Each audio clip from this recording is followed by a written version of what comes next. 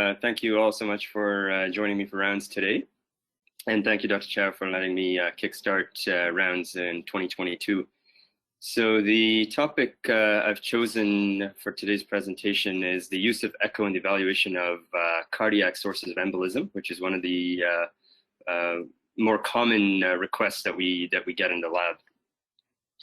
So just going over some of the objectives, we're going to cover, we're going to review some of the cardiac causes of embolism. We're going to try to develop an echocardiographic approach to assessing patients suspected to have a cardiac cause of embolism, and discuss the current guideline recommendations and some of the limitations for the use of both TTE and TEE for specific cardiac sources of embolism. Just a quick outline here. We'll cover the incidence of stroke in Canada, the classification of the different types of stroke, and then a proposal that I'd like to make for a very simple approach to trying to remember some of the major causes, or at least the ones that most commonly end up causing thromboembolism and stroke, namely the mnemonic TTEAF, where sorry, I misspelled there, but thrombus being the first T, then tumors, then endocarditis, aortic atheroma, and then F for the PFO for Raymond Valley. Much of what I'm going to be talking about from the ASC guidelines on this topic from 2016, so feel free to reach out to that resource for more information. Just a bit of quick historical background. The idea of stroke was first sort of proposed in 460 BC, back at the time of Hippocrates, the term apoplexy, which is kind of roughly translated as struck down with violence. And centuries past now, we've kind of, it's evolved into what we nowadays call strokes or cerebrovascular accidents. It's the third leading cause of death after cardiovascular disease and cancer, and the leading cause of adult disability in Canada. Every year, there are around 50,000 new strokes in Canada, which divided up averages about 1 every 10 minutes. So just a quick classification for stroke. It's estimated that overall, 87% of all strokes are ischemic, and the remaining 13% are hemorrhagic. And among the ischemic causes, the ones that are largely the focus of our talk today are the cardioembolic ones, which account for 15 to 40%, depending on the study you look at and the population you're looking at. And the other important group would be the cryptogenic undetermined group, where it's defined as no cause being identified, or there's more than one contributory cause, and that accounts for around 30%, again, depending on the study you look at. So thinking about this sort of cardiac causes of embolism, this is the table that the ASC has proposed, where it's kind of divided into some of the more common high embolic potential causes on the left and the low embolic potential causes on the right. And so what I was, when I was trying to look at all these different causes, I thought that a simple way to try to remember it would be with this acronym TTEAF. So thrombus, which we'll talk about in detail, vegetations, tumors, atheroma, and then septal defects anomalies, or PFOs. There are some other known, less common causes as well. So diving right in there to the first topic, which is thrombus. So thromboembolism from the left atrium and the left atrial appendage is considered, well, thromboembolism in general from the left system is considered the most prevalent cause of cardioembolic events, around 75%, often associated with atrial arrhythmias, both fibrillation and atrial flutter. And it's thought to be, the pathophysiology behind this is thought to be microscopic endocardial changes in the left atrial appendage, namely causing edema, fibrinous transformation, and changes to the way the extracellular matrix turns over. This also affects the coagulation cascade, increasing the amount of von Willebrand factor and fibrin turnover. Ultimately, all of these changes lead to stasis of flow, and eventually causing the formation of smoke, which then leads to sludge, and then later to thrombus formation. Now, interestingly, the stasis of flow and the changes seen in atrial fibrillation are also seen in patients in sinus rhythm when they have significant left atrial enlargement or valvular dysfunction like mitral stenosis causing left atrial enlargement. So these are just some loops. Here on the left is a TEE visualization of the left atrium, the left atrial appendage. And what you can see here is the left pulmonary vein in the mid-esophageal view with some spontaneous echo contrast here in a patient that is in atrial fibrillation, although I'm not sure if you'll be able to see the ECG at the bottom there. And then on the right here is a more prominent left atrial appendage thrombus that can be seen here kind of floating around in the left atrial appendage, again, a mid-esophageal view. So just kind of thinking through the different types of morphology for the left atrial appendage. There are sort of four well-described types of left atrial appendage shapes. So they're kind of named just based on how they look: cactus, chicken wing, windsock, and cauliflower. I've tried to put in some pictures there for how it looks in echocardiography. And the reason why it might be helpful to know this morphology is because there has been a slight difference to their thromboembolic risk. Namely, the chicken wing morphology seems to have a slightly lower thromboembolic risk in comparison to the others. And a lot of that is proposed to be just the way the shape is and the way blood seems to pool around the chicken wing in comparison to the others, where the stasis is not quite as prominent.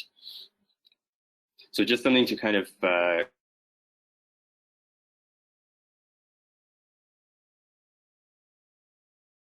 keep in mind when looking at the left atrial appendage and its shape. About how echo can be used as the left atrium and the left atrial appendage. The left atrial enlargement is a very important factor. So LA diameter, left atrial area, and more precisely, the left atrial volume index to body size. And as Dr. Kumar mentioned just before we started the talk, left atrial strain is also becoming an increasingly important echocardiographic measurement that seems to contribute to stroke risk and the presence of atrial fibrillation as well. The LA volume has independently been shown to have prognostic significance relative to the stroke risk, mortality, as well as the chances of recurrence of AF post-cardioversion. We kind of talked about this already, but the LA morphology, the presence of clot, of course, and the peak flow velocity are all helpful parameters. It's also important to keep in mind that because a lot of these lesions happen in patients with atrial arrhythmias, you also want to look for other contributory causes that would increase the chances of a patient having atrial fibrillation, namely valvular heart disease like mitral stenosis, significant ventricular dysfunction, or hypertensive disease, all of which suggest a chronicity and increased risk of developing atrial fibrillation. So this is just a quick note about post-cardioversion. The thought used to be that the risk of stroke post-cardioversion was due to a dislodgement of a pre-existing thrombus in the left atrial appendage or left atrium. We know now, though, with echocardiography, that even when a patient has had a TEE before showing no thrombus at all, post-cardioversion, they have left atrial stunning and can lead to the formation of smoke, which then increases the thromboembolic risk.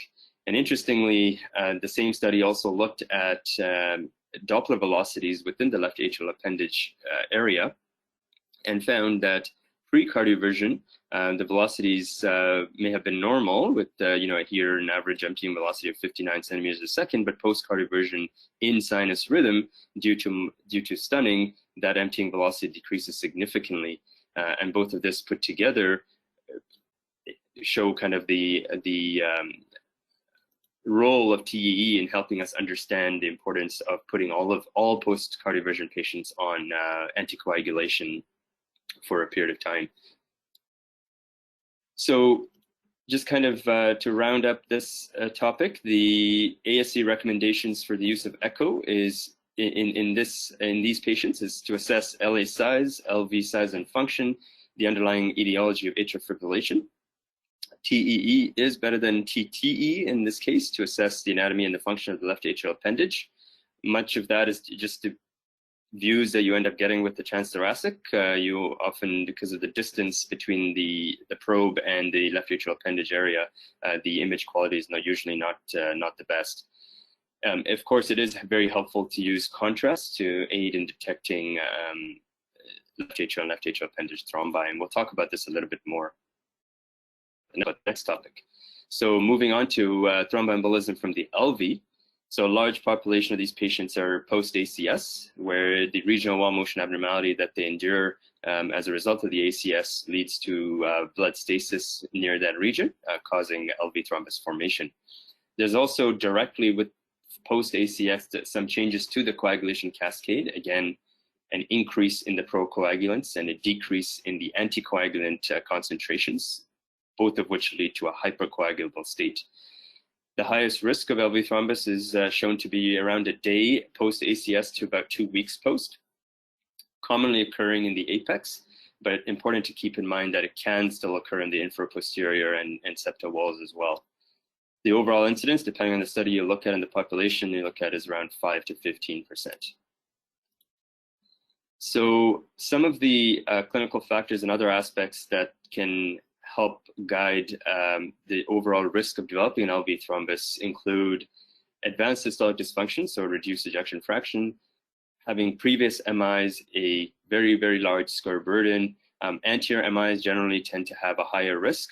Having a severe apical wall motion abnormality and an LV aneurysm, that same area, can all increase the risk. Also important to keep in mind that patients with cardiomyopathy can develop LV thrombi as well. And so in those patients, having extensive regional wall motion abnormalities, a very, very dilated LV, a low cardiac output state, having atrial arrhythmia, or having apical hypertrophic cardiomyopathy with outpouching of that apex can all increase the risk of developing an LV thrombus. Now, within looking at the thrombus itself, some of the characteristics that increase the risk of embolization is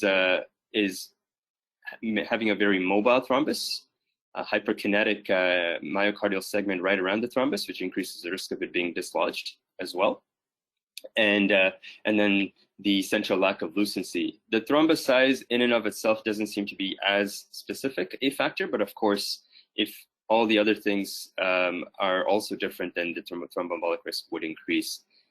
Interestingly, having a mural thrombus, or one that's associated with an LV aneurysm, decreases the risk of embolization, but having an aneurysm does increase the risk of having of developing a thrombus in and of itself. Okay, so in terms of using echo to detect an LV thrombus, typically it's seen as a discrete mass in the LV with very well-defined margins, distinct from the endocardium. It's important to look to see that the lesion is seen throughout systole and diastole, and often it's associated with a significant wall motion abnormality. Sorry, my light just went.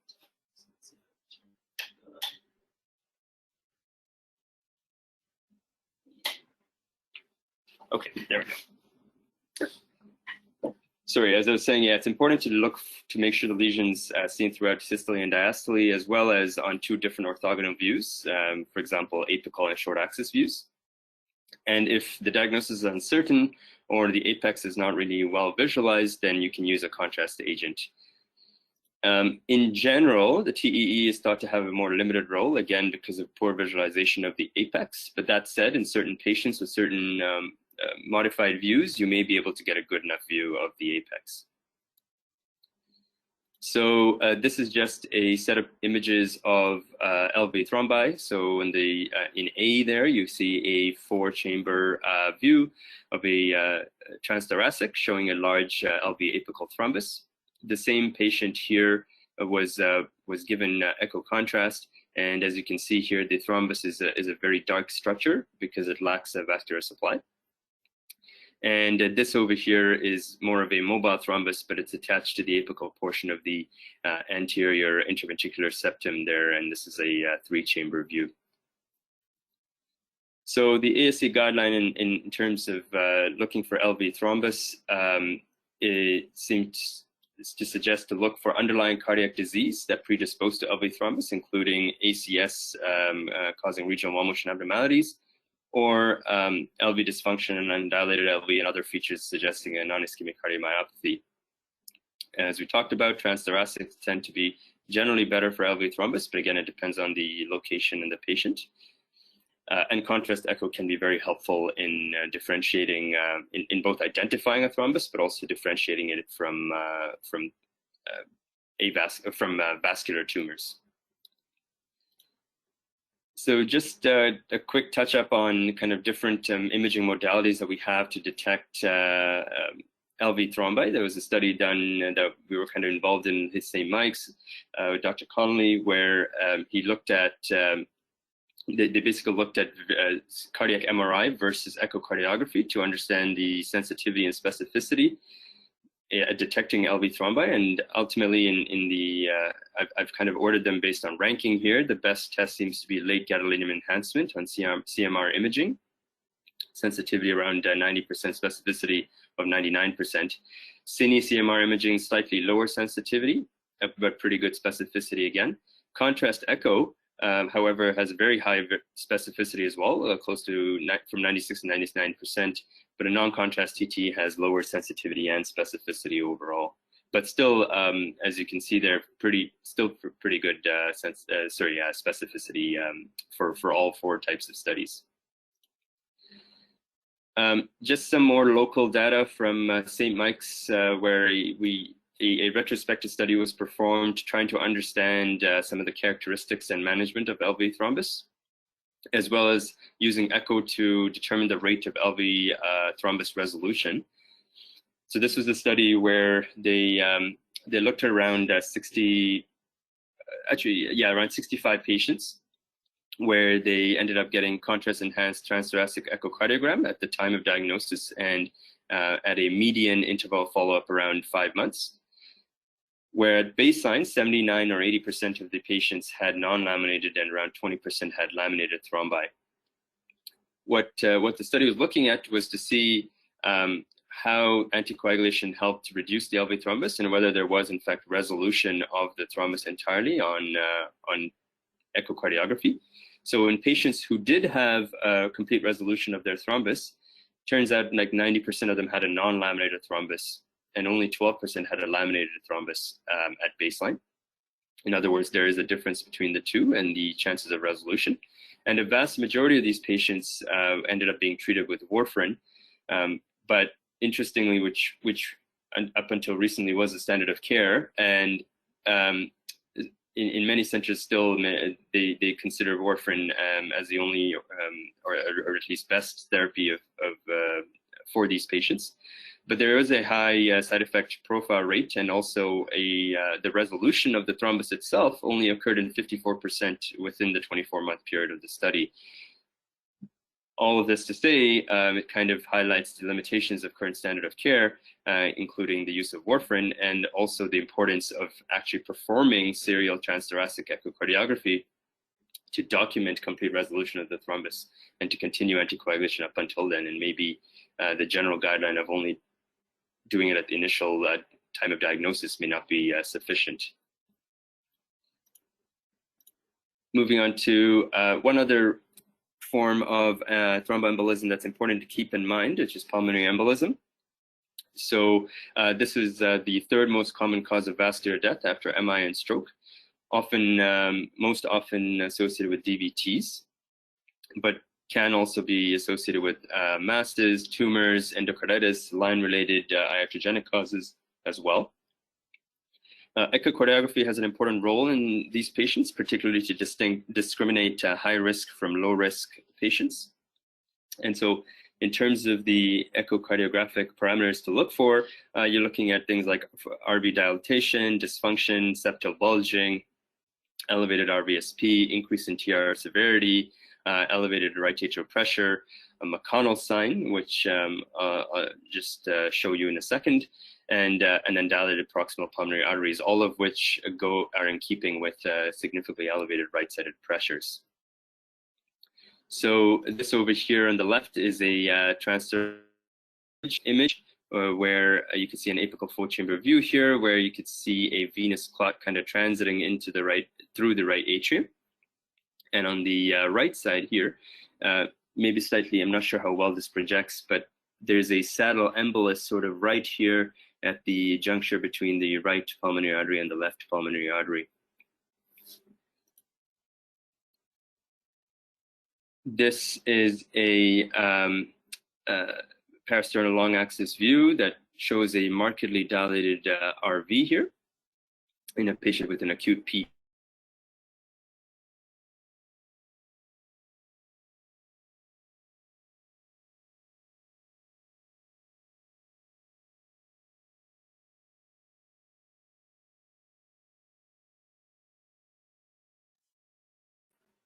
Again, a sign associated with acute PE.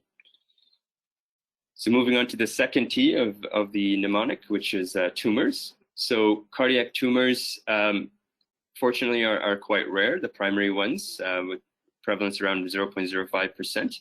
Secondary ones from metastatic disease are a lot more common, but fortunately, again, much less likely to cause cardiac or cardioembolic strokes. The most common type of cardiac tumors, particularly in relation to their embolic risk, are myxomas and papillary fibroelastomas.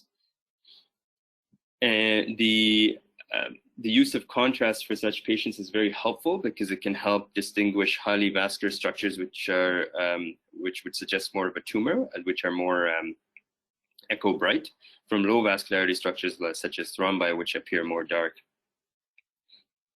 And just in terms of the pathophysiology for how these patients end up having a stroke, it might either be due to dislodgement of the tumor itself or an associated thrombus due to inflammation around the tumor. So talking about myxomas first, by far and away, most of these tumors end up originating from the left atrium, over 75%, the remainder in the right atrium, and much less commonly in the ventricle.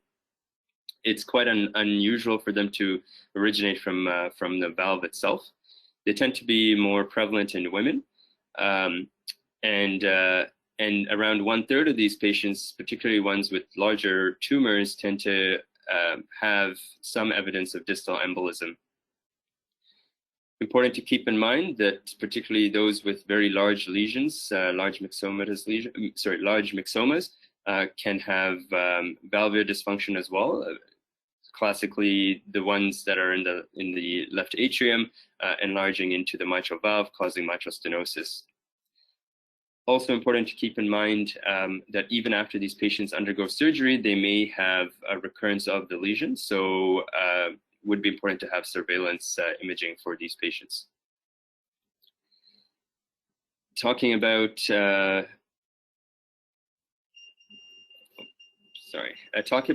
papillary fibroelastomas. So 80% of these lesions tend to be located on valves themselves. Most of them are pretty small lesions. They rarely grow to being over 20 millimeters in size. They tend to be downstream of the cardiac valve. So unlike infective endocarditis, which tend to be on the upstream aspect, these tend to be in the downstream aspect. So this here is an aortic valve where the lesion can be seen kind of floating around in the aortic side. This is sort of the classic appearance where you have a central stalk with extensions that sort of float around in the aorta. And there's a strong association with future embolic phenomena, particularly if they're large or significantly mobile. And the ones that tend to have high-risk features, where there's a bit of a debate as to what exactly is the cutoff where these patients should end up going for surgery, but usually the general consensus seems to be at least over 1 centimeter increases the risk of thromboembolism, and so would be patients that should be considered for surgical intervention. Moving on to the next topic, which is endocarditis and native valve disease. So infective endocarditis, of course, is a very increasingly prevalent cause of both valve dysfunction, but also thromboembolism. This kind of is a talk in and of itself, so I won't kind of talk about it in too much detail, but suffice to say that there are some echocardiographic features that help recognize whether a lesion that you're seeing is in fact a vegetation or an abscess. So some of these include the way it looks, so the actual shape of it. Usually are amorphous, shaggy, or lobulated.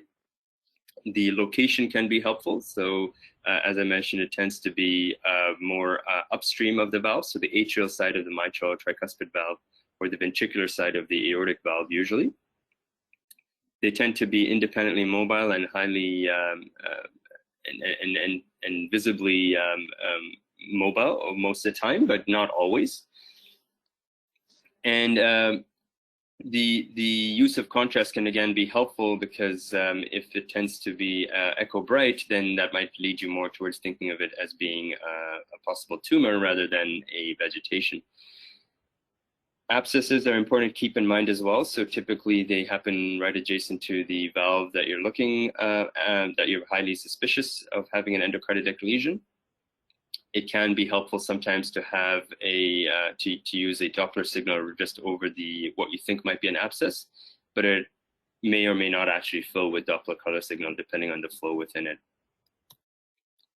So comparing TTE versus TEE for endocarditis, the specificity for TTE that is well done with good images is still pretty good for at over 90%.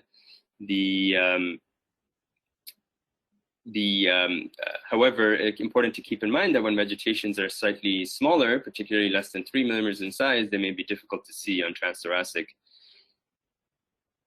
Another the transthoracic is also even lower in sensitivity when patients have prosthetic valves, and so the standard of care there is to use transesophageal echocardiography.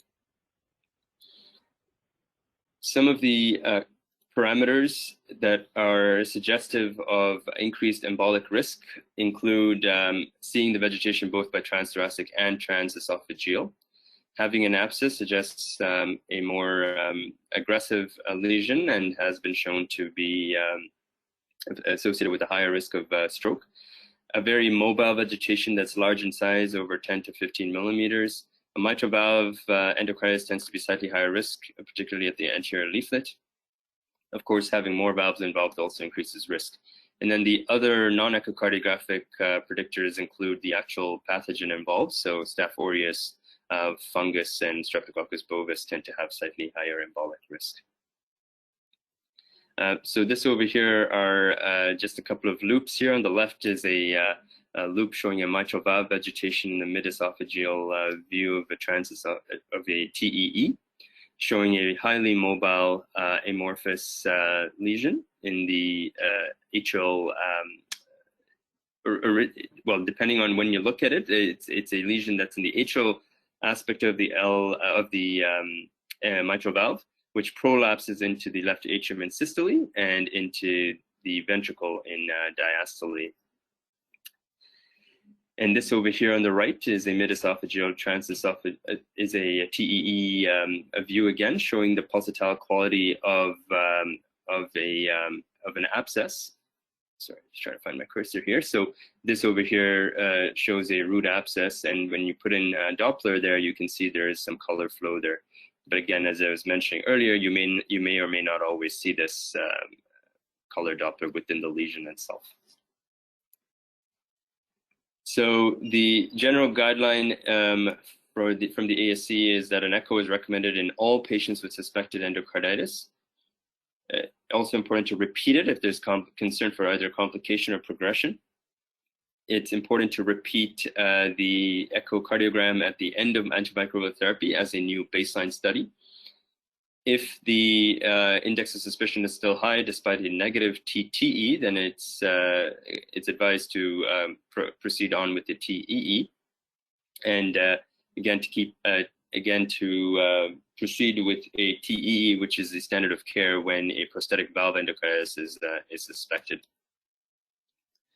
Now, there are non-bacterial causes of endocarditis that are of note as well. So this here is a loop showing a a lesion in a young female patient with APLA, where she ended up having an embolic stroke. So this is a TEE image of the mitral valve showing a small rounded lesion in the distal aspect of the anterior leaflet, but there's also a very tiny one in the posterior leaflet. Typically, these non-bacterial thrombotic endocarditis lesions tend to be in the free edges of the leaflet, particularly in the mitral valve, in comparison to the other valves.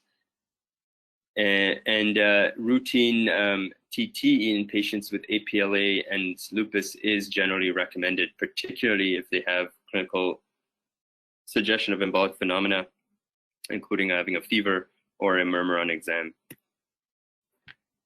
There are non-bacterial endocarditic processes that are associated with malignancy, particularly solid metastatic cancers, including lung, pancreatic, and gastric, as well as myelodysplastic cancers. 50% of these patients may, in fact, incur a systemic embolic event. In pathologic studies have shown that most of these lesions are composed of platelets and fibrin. And again, these lesions tend to be in the upstream side of the valve, so the atrial side of the mitral valve and the ventricular side of the aortic valve. And in comparison to the lupus type of lesions we saw in the earlier loop, these tend to show thickening of the entire leaflet. Now, one other thing which is also helpful to note as we're starting to see and understand these degenerative lesions better, mitral annular calcification, particularly severe ones with over 2/3 of the annulus involved, can serve as a nidus for endocarditis and can conceal endocarditis. And there are some proposed mechanisms for how MAC can increase the chances of stroke, both through concealed endocarditic lesions, which then embolize. MAC is, of course, a marker of atherosclerotic disease, so patients that have bad MAC likely also have bad vascular disease, increasing their overall risk of strokes. The ulcerated mitral annular calcification lesions can have superimposed thrombus, which can then embolize. And sometimes the calcium itself can break off and embolize into the brain.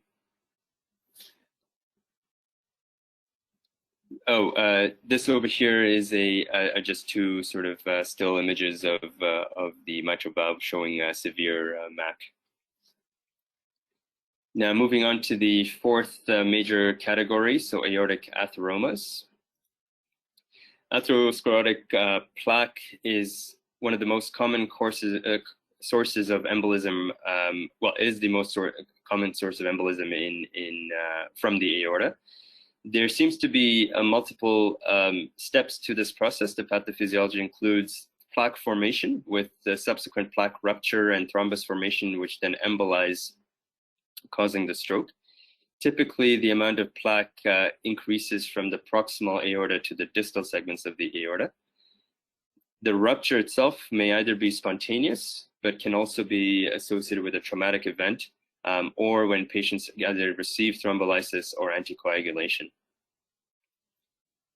For these lesions, generally transesophageal echocardiography seems to be the best for direct visualization of the ascending aorta, the aortic root, as well as the aortic valve in the mid-esophageal views. And the aortic arch can also be seen in the upper esophageal views. The descending aorta can be seen in some of the in the short axis and long axis views, but there is a limitation that with TE where we can't really well visualize what's distal to that and part of the abdominal aorta. Now, studies have shown that a plaque thickness over 4 millimeters in the ascending aorta or the aortic arch by TEE is strongly correlated with the cerebral embolization events. So this over here are two loops. The one on the left shows an upper esophageal TEE with severe non-mobile plaque in the aortic arch that's partly calcified. Again, measurement of the actual thickness of the plaque can be helpful. And this is an upper esophageal view again of a mobile plaque here. And this mobile component that you see here is an overlying thrombus. The ASC guidelines in relation to aortic atheroma as an aortic source of embolism recommend the use of TEE as the preferred method over TTE. And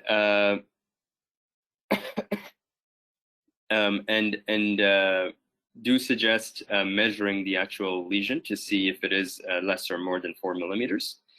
Sometimes, however, with the suprasternal views or really good parasternal views, you may be able to notice aortic plaque on transthoracic echocardiography as well. And just an important thing to note or keep in mind that this suggests higher risk of stroke in such patients.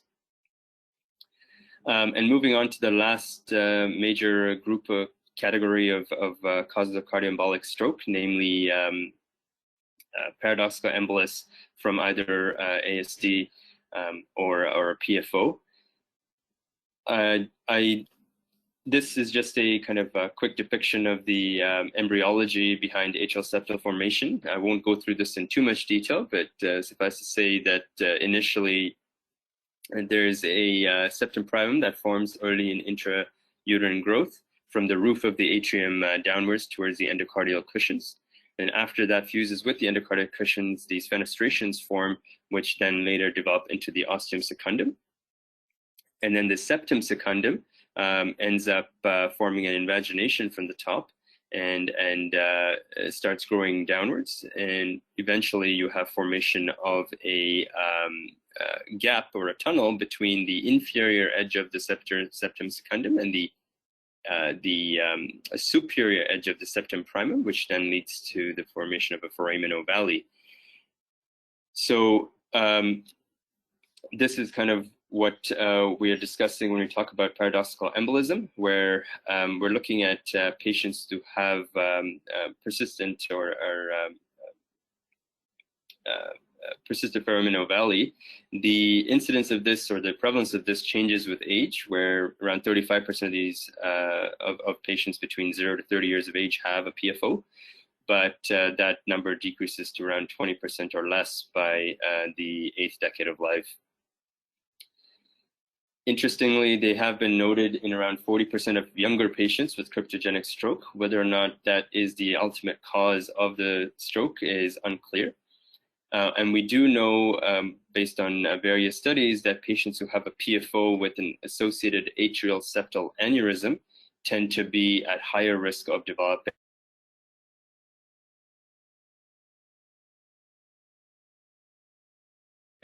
strokes.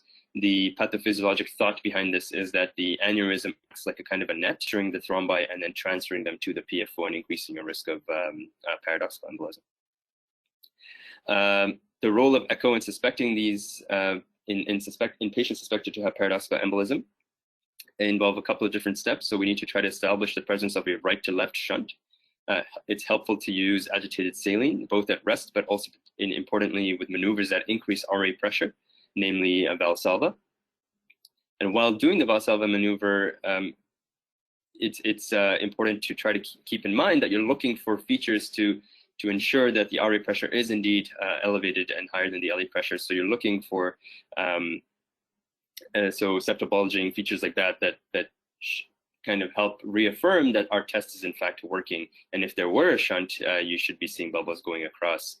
Now, PFO is presumed when bubbles are noted in the left atrium within 3 cardiac cycles, for the most part, where a general consensus is that if over 20 bubbles are seen crossing over, then that suggests a larger shunt. If the bubbles are taking in longer, so let's say over 5 cardiac cycles, that might be more suspicious for a pulmonary shunt rather than a intracardiac shunt. The other helpful distinction between the two may be the pattern of the bubbles. So in PFOs, you often see these bursts of bubbles going across, versus in pulmonary AVMs, it's a kind of a continuous flow of bubbles. TEE is still recommended if there's a high index of suspicion for a PFO despite a negative TTE. Now this here is a loop showing a mid-esophageal view of a patient with a PFO. And as you can see here, once they have an injection of agitated saline, very quickly you can see some bubbles crossing over into the left atrium. I hope this projects well onto your screens.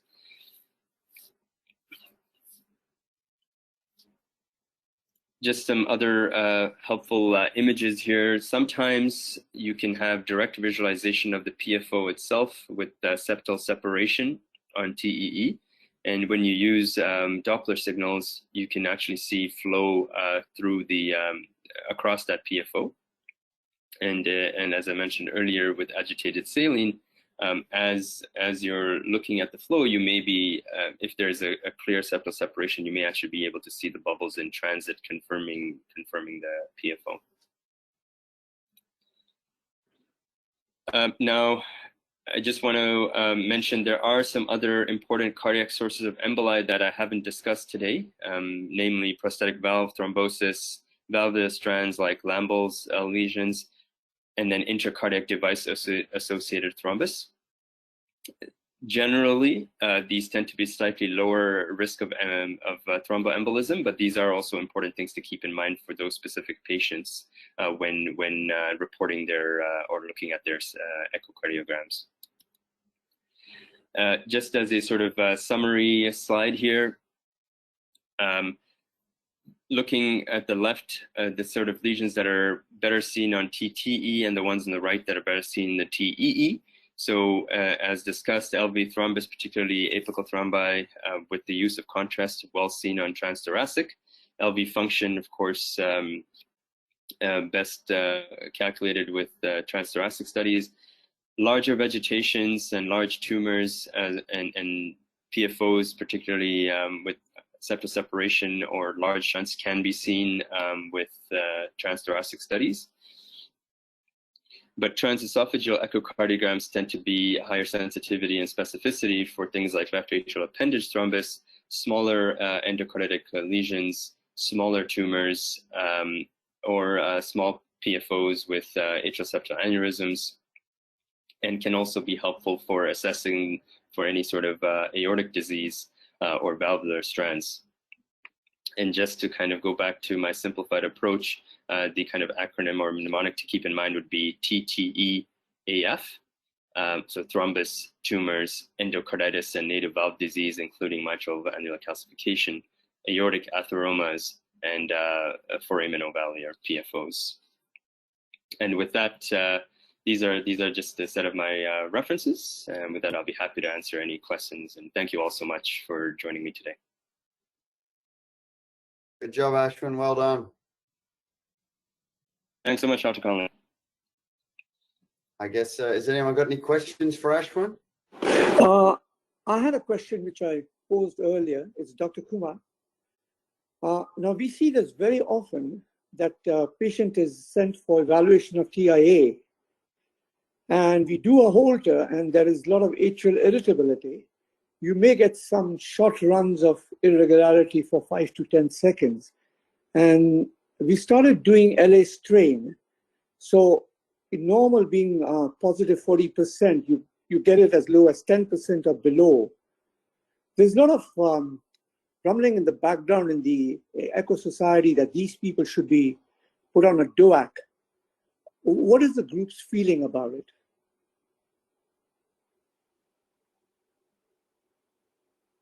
I'd probably defer this to the more senior echocardiographers in the call. I will just mention, though, as I was reading some of the more recent papers around other factors, echocardiographic factors that help predict embolic thromboembolic risk, the LV strain does seem to be one of the parameters, as well as the E over LV velocity is also a helpful diastolic parameter that both seem to correlate well with increased embolic or stroke risk. At least from what the ones I looked at, a lot of those studies are pretty small. They're like around 50 patients or so. So I'm not sure what everyone's general thoughts are about the validity of those results and whether. I mean, the question was, the LA strain, when you get the LA significantly enlarged, and you do see a lot of irritability. So these patients, I have a little bit of difficulty in deciding whether I should put them on a DOAC, and they do have confirmed emboli. So, and even after monitoring them for, you know, the 2 weeks or 3 week period, we still don't pick up any path. So, I mean, my prediction is that if your LA strain is really down well below positive 10, it will probably come in the guideline that they need to go on anticoagulation. Yeah, I think it's a great question. Obviously, we don't have any specific data at the moment, you know, with a trial to demonstrate that a reduction in strain per se is a single indication for anticoagulation in that group. But, you know, I think for a lot of these things at the moment, it's a bit about the company it keeps, isn't it? If you're, you know, sort of very concerned that it is a cardioembolic phenomenon, and then the sum total is that they're close to 65, if you're worried about the frequency of PACs on the Holter monitor, depending on the burden alone and other factors, that is another factor that may then make it reasonable to support the use of a DOAC in that situation. Just like, you know, if you saw an 8% PAC burden in someone who was 60 and had what was sounded concerning for a cardioembolic event, that you know, you might then balance out the bleeding risk versus the beneficial effect and make a clinical decision. So I think it, you know, in terms of evidence, it's going to be a lower quality of evidence, but I think it's going to, you know, those sort of factors are going to come in and may fit towards the DOAC in that scenario. Thank you. Yeah, similarly, I had a. Go ahead. No, you go ahead, Chiming. Oh, so I'm just going to make a comment similarly to what Kim said.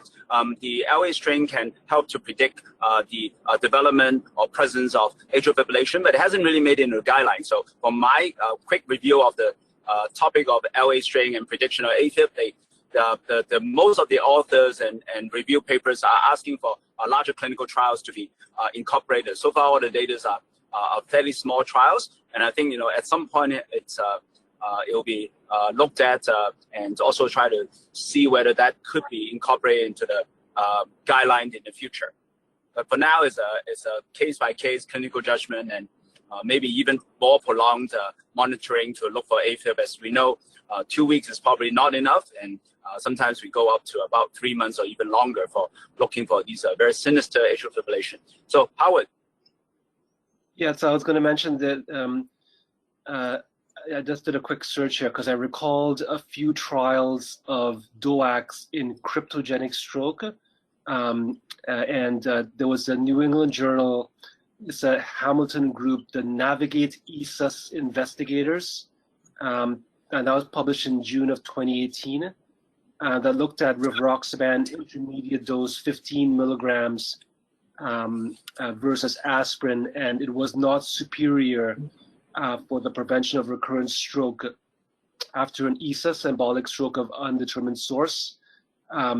That's in a wide population. To Naresh's comment, you know, in a subset of those with atrial parameters, whether it's strain or size or volume or some other clinical parameters for a higher risk population, whether or not it would have been positive, I don't know. Yeah, one of the interesting development now with some of my patients bringing to my attention is with their watch. So some of my patients now, we're seeing them, they come into the office, and then their watch will tell them that they have irregular rhythms or AFib. And actually, to my surprise, and I'm very impressed, I actually monitor them or did ECGs, and they actually do have AFib. So in some way, like these Apple watches or mobile devices can actually help us to find these things for prolonged monitoring. But it's actually a very interesting development there.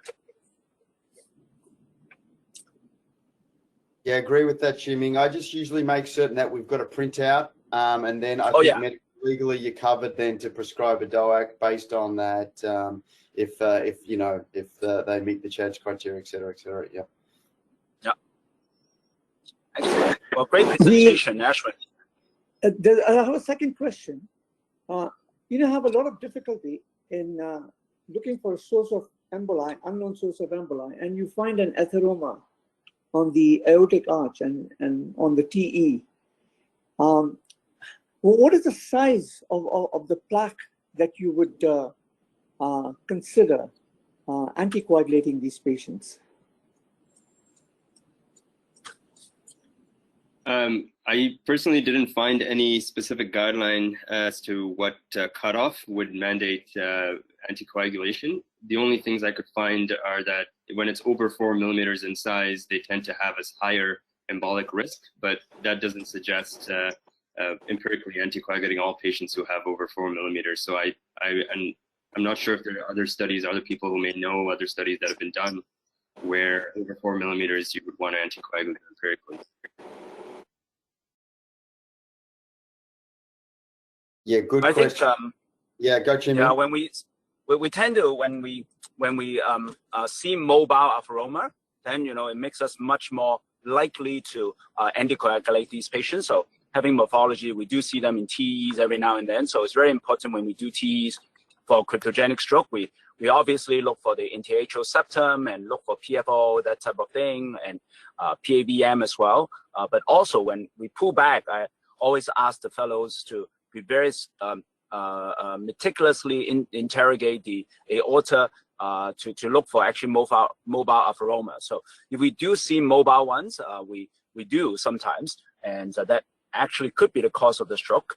And then we tend to be much more aggressive in anticoagulate them. Some of the really big ones we may consider surgery, but for laminar ones, so far we don't really have a good guidelines as to what to do with them, except for very aggressive risk factor modification.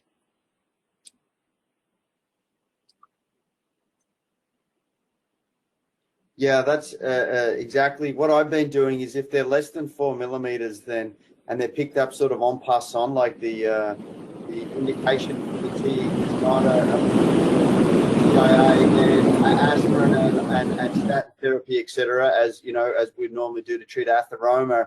There is some older studies. I don't know how sort of contemporaneous they are, though, looking at greater than 4 millimeters in people with TIAs where they anticoagulated, but this was back with vitamin K antagonists and for 6 months, and showed that there was a small reduction in future events. So I think, it's probably reasonable now to go ahead with DOAC, but I'm sorry, I don't know more recent data to support exactly what we should be doing in the greater than, and how long we should be doing it for greater than 6 months.